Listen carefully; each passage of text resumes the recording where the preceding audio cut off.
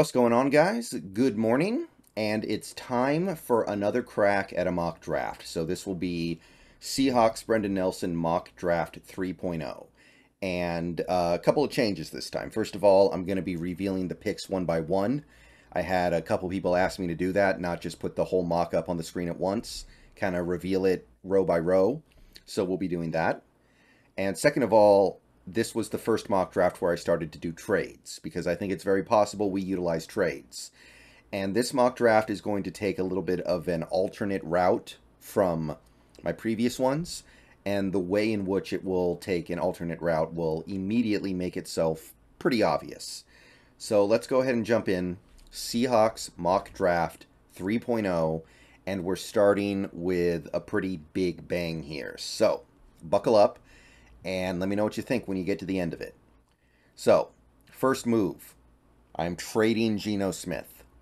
That's right, this is the mock draft where we move Geno to another team and decide we're going to basically try to further increase our draft assets to build a really awesome team in the near future.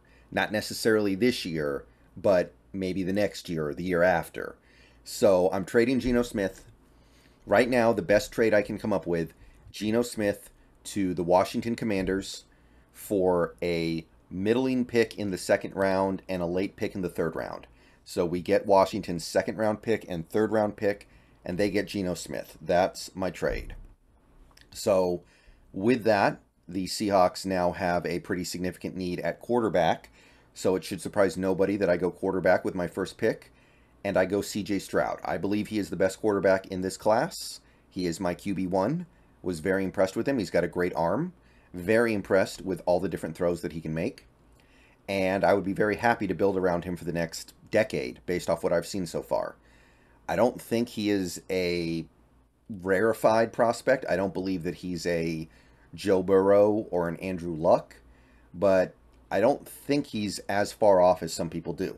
I like him a lot. And if you can come away from this draft with C.J. Stroud as your franchise future, I'm feeling pretty good about that. So right away, we've diverged from my previous mock drafts significantly, because in those mock drafts, I took defensive linemen with my first pick. Now we are trading Geno Smith and taking a quarterback. That's a lot to take in. So go ahead, take a minute. I'll let you guys gather yourselves before we move on to the next pick. And yeah. Okay. Next up, we have round 1, pick 20, Bryan Bresee, defensive lineman from Clemson. If this guy had played a lot of football over the last 2 years, he'd probably be a top 5 pick. As it stands, he didn't play that much the last couple years because of, well, injury, but also because of some tragedy in the family. And because of that, his draft stock didn't really solidify the way it could have. So it seems like he's going to be available in the middle of the first round now. So I think you could get him at pick 20. I would be all over it. I think he's great. I love him. I think that if you drafted him, he would immediately be a starting caliber player for your defensive line. He's not as good as Jalen Carter. Probably not as good as guys like Tyree Wilson either. But he's very good, and I think he has the potential to be a steal, because there are extenuating circumstances that have him not going in the top 10. I think Bryan Bresee might even be a better prospect than a guy like a Tyree Wilson. So that is my other first-round pick. And now we are doing another trade. So everyone pay attention here. I am trading my round 2 pick, the 37th overall, and the third rounder that I got in the trade with Washington to Buffalo. Now, let me stress something here. When I say trading with Buffalo, what I really mean is I am trading with any team in that approximate range of the draft who is willing to do it. So it could be Buffalo, but I think Dallas is picking right before them. I think that New Orleans is picking right after them because of the Sean Payton trade. What I'm really trying to say is that I want to trade to that approximate area of the draft. Not that I need to trade specifically with Buffalo. So if Buffalo doesn't want to do it, okay, see what New Orleans wants to do, see what Dallas wants to do, see who wants to trade down into the second round and pick up an extra third round pick. And yes, I checked the trade value chart. The values of these picks are approximately equivalent, close enough.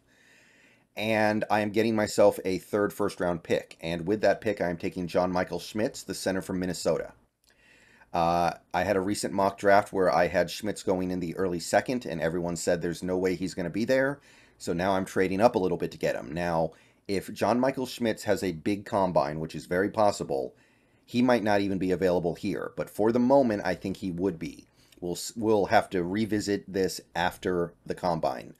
But as of right now, I think getting John Michael Schmitz at the back end of the first round is a very realistic possibility. So that is a really strong first round. I'm coming away with 3 guys that I feel great about personally. Okay, moving along, we have our second round pick, number 47, which is the pick we got for the Geno Smith trade. I'm taking Siaki Ika. The second time I've taken him in a mock, the nose tackle. I think he's the best nose tackle in this class. He gives you great run defense and a little bit as a pass rusher as well. Somebody who can make plays, not just create plays for other people. So it's very important to me that we come away with a real nose tackle at some point this offseason, because as of right now, my inclination is that in 2023, we won't have one unless we go out and get one. Al Woods is too old, and Brian Monet is too not good at football.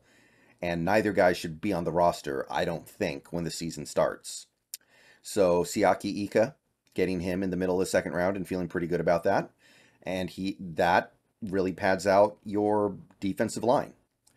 Okay, moving on, we have another second round pick just a few picks later.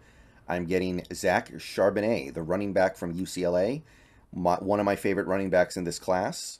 Runs with a lot of power, runs with a lot of pop, which is something that is going to be very necessary playing alongside Ken Walker III. Very familiar with his game from watching UCLA games as a fan of another Pac-12 team. So if you can get Zach Charbonnet in the second round, even though it's a little bit high, I know some people are going to say you don't want to spend a second round pick on a running back. I think Charbonnet is good enough to where I got no problem with it. And with that, you're going to have a really, really stacked backfield, even if you don't bring back Rashad Penny. So I am feeling really good about the direction of my offense with Stroud, Schmitz, and Charbonnet. So going into round 3, things are looking good.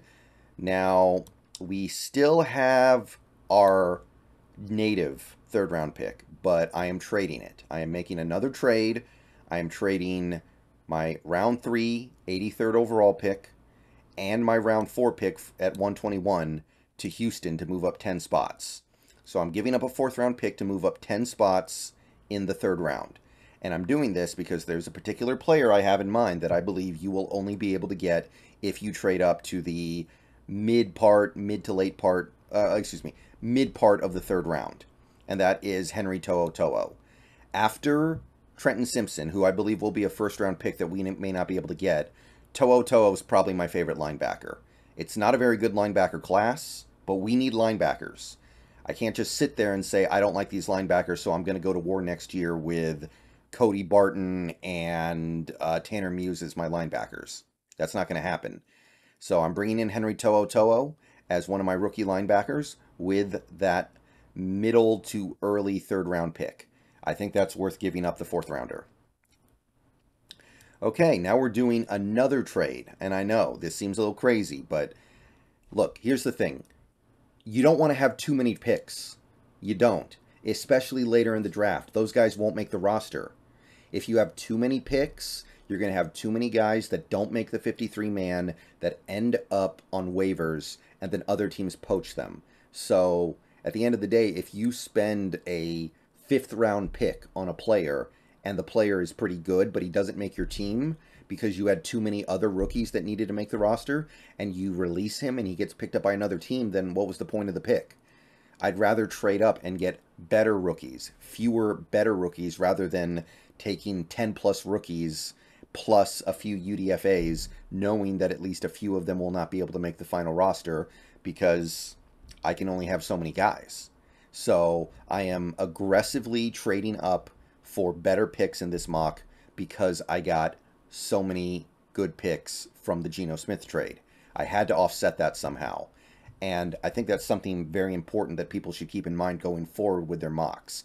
If you're going to trade Geno Smith for picks, if you're going to trade down from number 5 overall for picks and get more picks, then you have to keep in mind you can't keep 20 rookies on one team. At a certain point, you have to say, okay, now I have to trade up to offset things.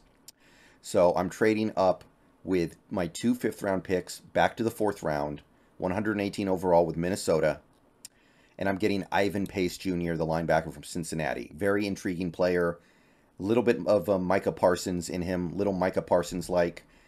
And I'm coming away from this draft with 2 linebackers that I'm intrigued by.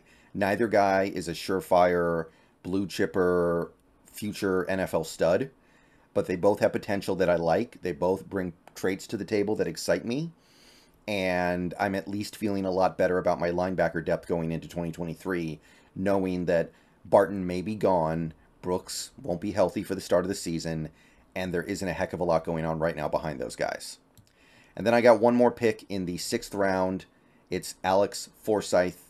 He's a guard/center from Oregon. Great run blocker. I mean, go watch any Oregon game that you want to watch, and you'll probably see him mauling people. So that gives me a starting center in Schmitz and a backup center in Forsyth. Now I don't need to bring back Fuller. Now I don't need to bring back Blythe. Now I don't need to sign any other free agent. So I'm feeling pretty good about that. And for our 7th round pick, which I believe is somewhere around 238, I gave us Jalen Cropper, the wide receiver from Fresno State again, just because. And that's my 3rd mock draft. I really like this one. I put a little bit more thought into this one than the previous, and I like how it came out. Let me know what you guys think. I'll see you guys later. Go Hawks.